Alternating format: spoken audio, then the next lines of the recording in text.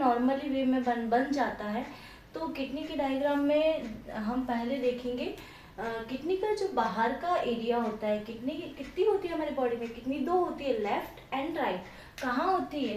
Retroperitoneal organs में होती है। कहाँ होती है? रिट्रोपेरिटोनियल ऑर्गन्स में।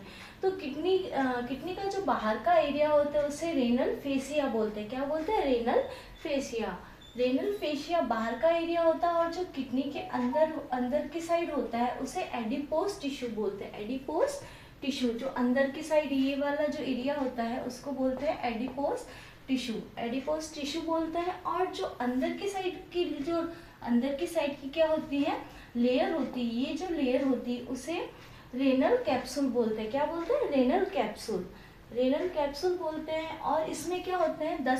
8 से 10 पिरामिड्स होते हैं। 8 से 10 किडनी में पिरामिड्स पाए जाते हैं। 8 से 10 पिरामिड्स पाए जाते हैं। किसी किसी में 20 भी पाए जाते हैं पिरामिड्स।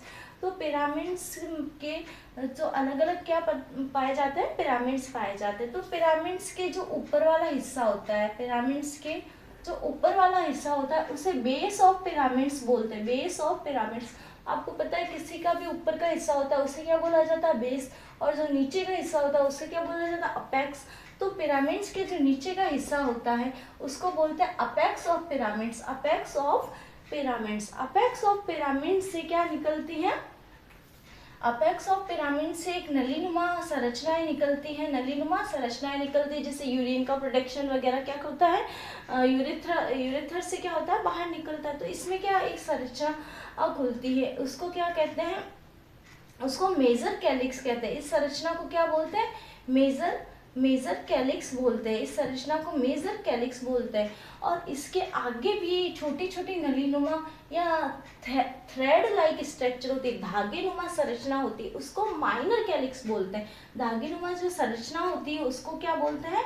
माइनर कैलिक्स बोलते हैं। Major calyx and minor calyx, उसको माइनर कैलिक्स बोलते हैं। और ये जो बीच का जो एरिया होता है इसे रेनल पेल्विस बोला जाता है। क्या बोला जाता है? रेनल पेल्विस बोला जाता है। और जो ये वाला एरिया होता है इसे यूरेथर बोला जाता है, जहाँ से यूरिन क्या होता है? बाहर आता है। और जो मेडुला रेनल में एक मुख्य होता है मेडुला और कॉर्टेक्स। मेडुला क्या होता है? मेडुला अंदर का जो एरिया होता है, पिरामिड्स के जो आसपास का एरिया होता है उसे बोलते हैं मेडुला। पिरामिड्स के अंदर के आसपास का एरिया होता है उसे बोलते हैं मेडुला।